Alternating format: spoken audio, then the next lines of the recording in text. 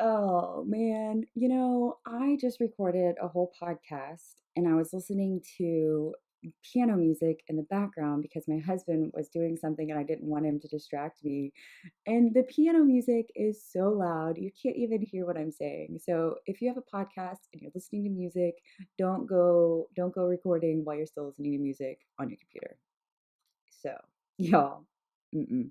All right, so this is Lean In with Sarah, and I am so excited that you're here. Actually, I am ridiculously thankful that you're here. Somebody reached out to me this morning, and I, like, tears down my face, was just so, like, it was a very well timed thank you. And, like, and it was from somebody I don't, it wasn't a friend, it wasn't somebody I'd normally talk to.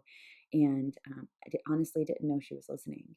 And I'm just thankful. So if anybody's out there and wants to say thank you to me, just let you know, like it means the world to me. And if you listen to podcasts, other podcasts or other things, make sure you take time to thank people because it goes a long, long way. So I wanted to talk to y'all about what I read in The Slight Edge this morning on chapter 10 by Jeff Olson. But then I also wanted to talk to you, like, honest conversation with like what's going on with me. Um, and I tied the two together. It ended up being 11 minutes. Hopefully, this won't be as long, but if it is, I'm sorry, just bear with me. So, Jeff Olson talked about by the time we are 5 years old, we hear 40,000 no's. And conversely, I think that's the word, we hear 5,000 yeses. So for every yes, we hear eight no's, right? And that can become super discouraging, right? Especially as we have that kind of ingrained in us that knows the answer. And he went on to say that 1 out of every 20 people actually are successful to reach their goals. 5%, that's it. And I was like, well, dang, Jeff, kind of discouraging over here. Like, what's going on? But I think it's important to realize, like, step back and be like, okay, if we were told no 40,000 times, now, if you have kids, you know that that is a legitimate number because no, you can't have candy. No, you can't push your sister off the stairs. No, you can't, like, there's a lot of no's. And then there's some yeses, just, trickle them. And so, um, I personally, like when I want to do a new something, like over here, like writing a book or I'm creating a course, like in my head, you know, I'm, I hear no. I hear like, you're doing something new, you're probably going to fail. And, or like, it's like, am I really doing the right thing? And I hear this no. And, like it's really hard. And then on the whole, oftentimes it's this crab mentality. And when one crab is trying to get out of a pot, the rest of the crabs grab him and pull him down.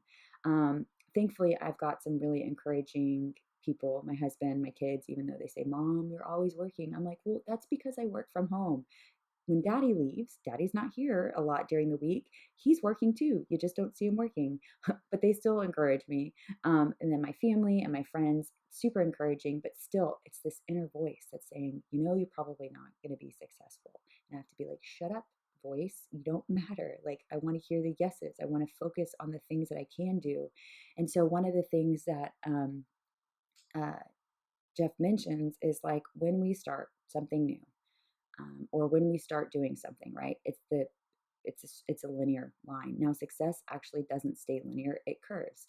So does being unsuccessful. It curves. It compounds over time. And so, like doing all these things, like getting up at 5 a.m., making sure I get my devotion in, like reading 10 pages, writing 1,000 words, like just showing up for people, like over and over and over again.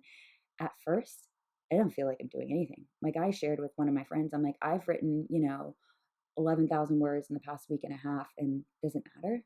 Like I'm building a course, does it matter? Like, am I investing my time wisely? Like, and it's really hard because there's no evidence that this is working, right? There's nothing. And so, and then it's met with like self-doubt and scarcity mindset and all these things. Um, and so, but over a period of time, all those things over and over and over again, and Jeff calls it the slight edge, they compound over time, and you start curving up, and you start to see these exponential, wonderful things happening. But the same thing happens with poor judgments, right? Like, should you go get your morning walk in? Nah, not today. Should you, opt for the salad instead of the pizza for lunch? Nah, not today. And like over and over and over again, these poor choices, they also compound, and the your failure starts going tanking. So I'm sure you've been in that situation. I personally have been, where you do things, you make poor choices over and over and over again, and you turn around and you're like, holy crap, like I'm in a pit. Like I don't even know how I got there. Like, where like you drifted so far from where you wanted to be, and you're like, how, what decision got me here? And it's not one decision, it's like 1,000 little tiny decisions. And so just really taking advantage of saying yes to the things that you know you need to over and over and over again. And it's not big giant things. Like, I know I mentioned 5 a.m. wake up call, and you're like, oh Sarah, no way. Or, 10 pages in a book, or, all the things that I'm doing. Just pick one. Pick one thing that you can do today that will be the part of that rising tide that lifts your boats. Maybe it's simply just drinking more water. Because the interesting thing about creating success is that if you're feeling not confident, doing one small tiny thing, like cleaning out your junk drawer or taking a walk, like I said, that actually creates more success, because you're like, all right, I got it, and then you're more willing to take on other things. So if you're lacking in confidence, do one small thing and watch it build. Watch your curve go up.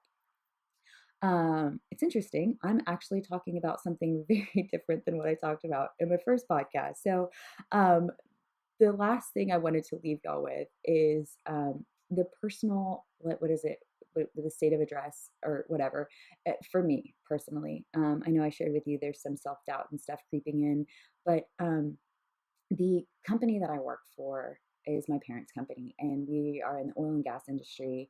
And we've been through some pretty hard times with the moratorium, where you couldn't drill in the Gulf, but we used that to our advantage. And we were predominantly in the Gulf of Mexico. Now we're worldwide because of that. But now, with the oil and gas industry being in such despair, I'm not sure.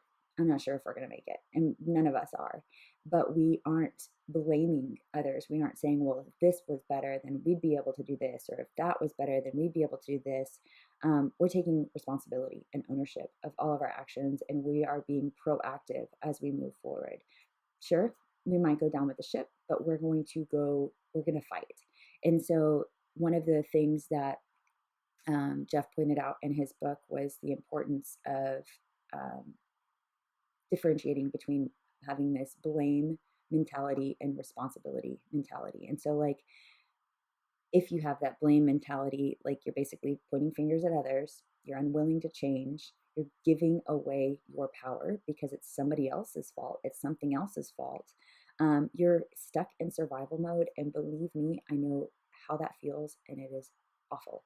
And you're focused on the past and the future, right? You're saying, well, if this was different, then I would have been different. Or when this changes, then I can finally be successful, right? But if you take responsibility, and you take that, extreme ownership. By the way, the book Extreme Ownership by Jocko Wilkins is amazing.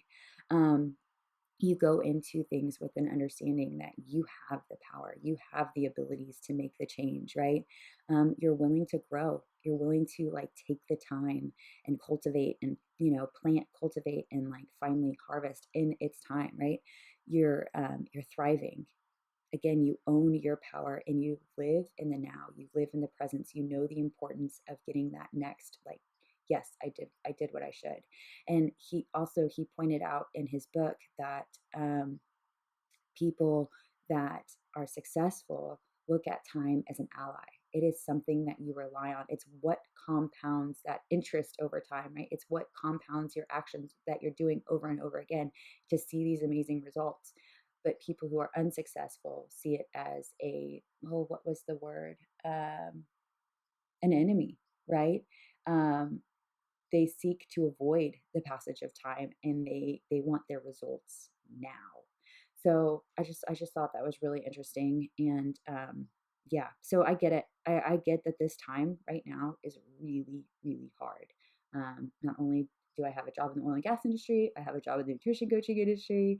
And, it's luxury. I get it. And then I've been, writing a book, creating a course, doing all these things. I'm not getting paid. I'm putting in my time, energy, and effort because I think it's going to be worthwhile in the end. Will it be successful? Who knows? God willing. Um, but yeah, so where are you today? What voices are you hearing in your head? Are you hearing the no's and are you paying attention to them and stopping what you should be doing?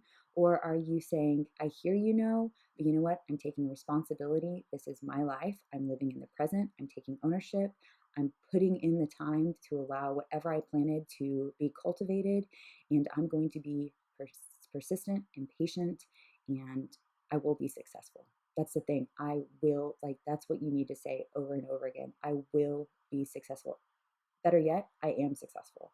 And that statement written, whatever you want to say, I will be successful in, my health, my relationships, finances, whatever. Write it, not type it, write it down every single day, because that written, and look, I'm telling you, I'm not telling you things just to do it. Like, today's message to myself, like, control what I can. Like, it's, um, seemingly small steps matter. Like, I tell myself over and over again, the different things to be successful. Like, because I need it. I need to remember it. I need to go into every situation really intentionally, and you do too. So, okay, this is just as long as the other one. I am so sorry. I know I usually leave it super short.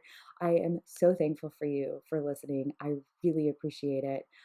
If you have any questions, let me know, of course. If you want to reach out to me, you can find me on Instagram. You can find me on um, you can find the links. Like, you can join my Diet Freedom Forever Facebook group if you are ready to take a step away from forever, never ever dieting again and creating a better relationship with food. And I know that sounds weird, but essentially that means just not getting overwhelmed and feeling shame when you eat the bad food. Because honestly, there's no good or bad foods.